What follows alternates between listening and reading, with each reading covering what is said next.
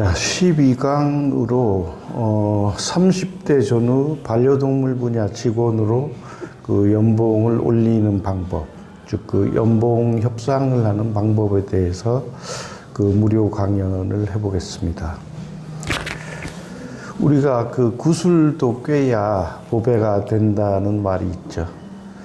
자, 그 수의사는 그 보호자에 필요한 진료나 검사에 대한 정보 제공과 또 실행을 할 수 있겠죠. 어느 곳에서나 그 매너리즘 그리고 그 열심히 하는 부분에 대해서 노력에 대한 그 보상이 적절히 따르지 않을 때는 서로 어려워지겠죠. 그래서 병원 운영하다 보면 대표 입장에서는 매너리즘에 빠지게 되고 또 직원들은 열심히 하고 싶어도 열심히 하는 것과 열심히 하지 않는 것에 따른 그 구분이 없다면 누가 열심히 하겠습니까? 그래서 결론은 서로 윈윈을 하려고 하면 그 결론은 버킹엄 그 매출이 올라야 되겠죠. 그래서 매출이 오르는데 도움되는 직원에 대해서는 당연히 거기에 대한 그 성과급이 주어져야 할 것입니다. 하지만 좀 성급하게 그 고객으로부터 좀 과한 진료를 또 유도하게 되면 오히려 역효과가 날 수도 있겠죠. 그래서 그에 대한 그 적절한 노하우가 있습니다. 그리고 미용사, 애견 미용사는 요즘에 좀 앞서가는 분들은 그 미용법을 개발을 하죠. 뭐 털 색깔이 이제 흰색하고 갈색이 있으면 뭐 흰색 부분은 놔두고 갈색만 미용을 해서 좀 특색이 있게 미용을 한다든가 이제 그러한 부분들이 대표적인 예입니다. 흔히들 쓰는 방법인 뭐 그 미용 후에 그 깔끔하게 미용을 하고 나서 이제 뭐 삼각 목도리를 해준다든가, 목걸이를 선물한다든가, 또는 이제 볼터치를 해준다든가, 이제 이러한 부분들은 사실 조금 그 어느 곳에서도 할 수 있는, 그래서 그냥 도토리 기재기 하듯이 하는 그 서비스는 뭐 안 하는 것보다 낫겠지만 큰 효과를 가져오기는 어렵겠죠. 그리고 손목이라든가 팔, 이제 이런 부분들이 이제 직업병이 생길 수가 있는데, 그래서 반려동물의 경우는 하루에 3마리를 목표로 해야 합니다. 하지만 현실적으로는 뭐 5마리에서 뭐 8마리까지도 하는 거로 알고 있는데, 3마리의 미용만으로도 충분히 연봉이 5천 정도가 될 수 있도록 할 수가 있어요. 그런 이제 애견 미용실을 직접 운영하는 분들이나 또 직원으로 있지만 그 자신의 노력 여하에 따라서 연봉 5천 이상이 될 수가 있어요. 그리고 테크니션은 보통 이제 진료실에서 진료 상담을 하는 경우가 많죠. 그래서 같이 이제 또 그 장면을 보게 되는데, 그 보통 뭐 수의사 선생하고 얘기할 때는 대부분의 긍정적인 얘기, 그 반응을 보이다가 진료실을 나오면 또 그 뭐 불만을 호소하다든가 이제 이런 부분들이 많이 있어요. 이제 한국인들이 보통 보면 뭐 의사 선생님이나 수의사 선생님 앞에서는 사실 그 자신의 의견을 잘 필요 못하는 부분이 많기 때문에, 그래서 그 불평하는 부분들을 그 대표 원장이나 그 담당 선생하고 상의를 하면 됩니다. 그리고 테크니션은 그 동물병원의 직원이기도 하지만 본인 또한 그 반려인이기 때문에 그 보호자의 불만을 위한 해법을 제시할 수도 있어요. 그래서 그러한 이제 자세한 그 해법 제시에 대한 방법도 추후에 유료 강연에 준비되어 있습니다. 그리고 회사에서 근무하는 직원의 경우, 보통 생산품, 뭐 제품을 생산한다든가 서비스에 대해서 효율적인 개선된 제품 구상을 제안을 할 수가 있겠죠. 그런데 이러한 경우도 대표의 의지에 따라서 본인이 노력하든 안 하든 시키는 일만 해라. 이제 이러한 회사, 요즘에는 사실 그런 회사는 거의 없을 것 같은데, 하지만 아직도 이제 그렇게 구태의연하게 과거의 방식으로 운영되는 곳도 있습니다.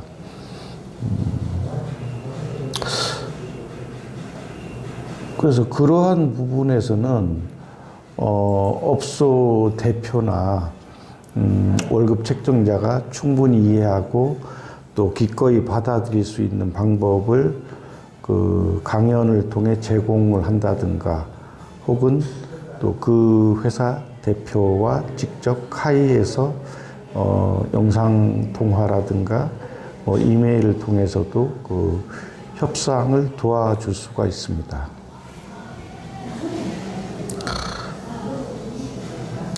자, 그래서 지금 무료 영상에서는 이제 간단하게 팁을 드리는데, 유료 영상에서는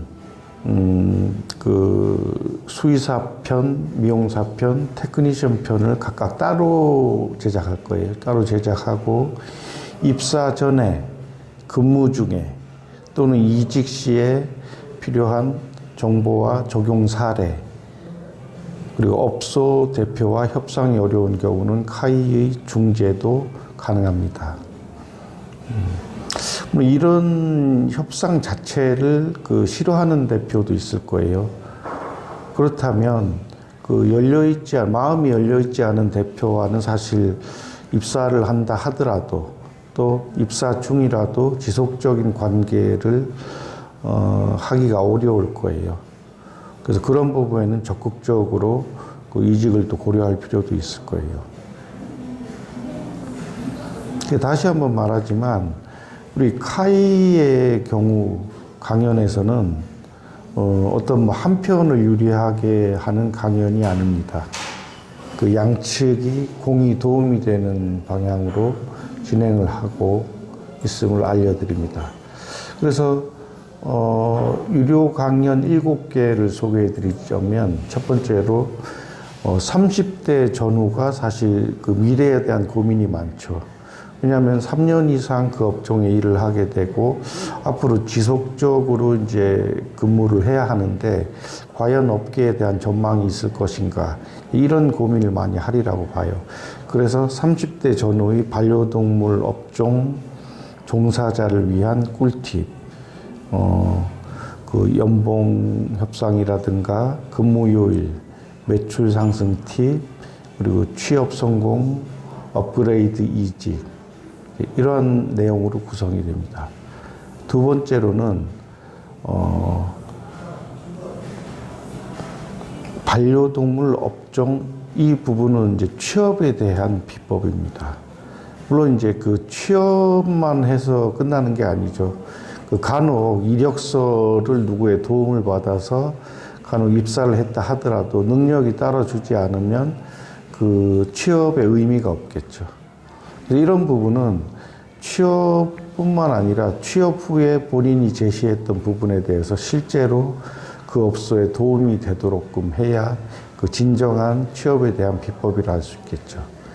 그리고 세 번째로는 회사를 다니고 있다, 반려동물 업종에 있든 또 다른 업종에 있든 간에 각 회사마다 신사업을 하려고 하는 곳이 많아요. 그래서 자신이 어떤 아이디어를 제안하고 신사업의 팀장으로서 당당하게 스톡 옵션도 받고, 그래서 3년 내로 사업을 성공을 이루고 평생에 모아야 할 돈을 3년 내로 모으는 방법에 대한 강연이 준비되어 있습니다. 그리고 네 번째로는 반려동물 관리에는 환경에 대한 부분, 건강에 대한 부분, 또 동물병원을 활용하는 방법이라든가, 이런 부분에 대해서 반려동물이 과거 1, 20년 전에는 한 15년이 100살이었는데 요즘엔 한 20년 살죠. 그래서 이제 거기에 대한 강연입니다. 그 다섯 번째로는 신사업 진출 연 10% 이상 시장이 커지는 반려동물 분야가 답이다. 이 부분은 누누이 얘기를 했지만 어느 분야보다도 그 성장률이 높고 오히려 반도체보다도 저는 성장률이 더 높을 거라고 봐요. 물론 이제 우리 카이의 역할이 그만큼 크기 때문에 그런 것도 있겠지만. 그리고 여섯 번째로 반려동물이 반려인을 먹여 살리는 시대. 물론 이 부분은 현재 일어나고 있죠. 유튜브를 하는 유튜버들. 그래서 이제 그런 부분들이 그 과거에 그 자신의 딸을 그 돈벌이 수단으로 이제 힘들게 일하도록 했던 그 연예인들의 부모님과 같은 이제 그런 쪽으로 되지 않으려면 반려동물이 스스로 일을 해서 반려인뿐만 아니라 그 동료의 반려동물들에게 즉 그 유기될 위기에 처해 있는 동물들에게도 도움이 될 수 있는 그 방법. 그래서 여섯 번째로는 반려동물이 반려인을 먹여 살리고 그 동료 반려동물을 구하는 시대. 이제 여섯 번째가 되겠습니다. 그래서 뭐 이 부분에서는 출연료의 뭐 10% 이상을 뭐 동물보호단체에 기부할 수도 있고 또 그 수술이 어려운 아이들에게 뭐 수술비를 대줄 수도 있고 방법은 많이 있죠. 그리고 일곱 번째로 대학교 취업 담당자. 자, 대학교라 하면 뭐 반려동물 관련 학과도 있겠지만 일반 대학교, 뭐 경영학과가 됐든 또 뭐 그 기술과 관련된 대학이든 간에 요즘엔 그 뭐 문과와 이과가 융합돼서 해야만 성공을 하는 시대입니다. 그래서 그 대학교 취업 담당자나 반려동물업 채용 담당자를 위한 특강도 준비되어 있습니다. 그래서 이 부분에 대해서 관심이 있는 분들은 댓글에 제 거 이메일도 있으니까 게시글에 아마 제 이메일도 있을 거예요. 그래서 제 이메일로 자신의 이메일을 보내주시든가 또 댓글에 자신의 이메일을 넣어주시면 되겠습니다. 그러면 그 부분에 대해서 보통 40분 전으로 구성이 되는데 그 부분에 대해서 내용적인 부분과 또 이제 어떻게 하면 들을 수 있는지를 이메일을 통해서 알려드리도록 하겠습니다.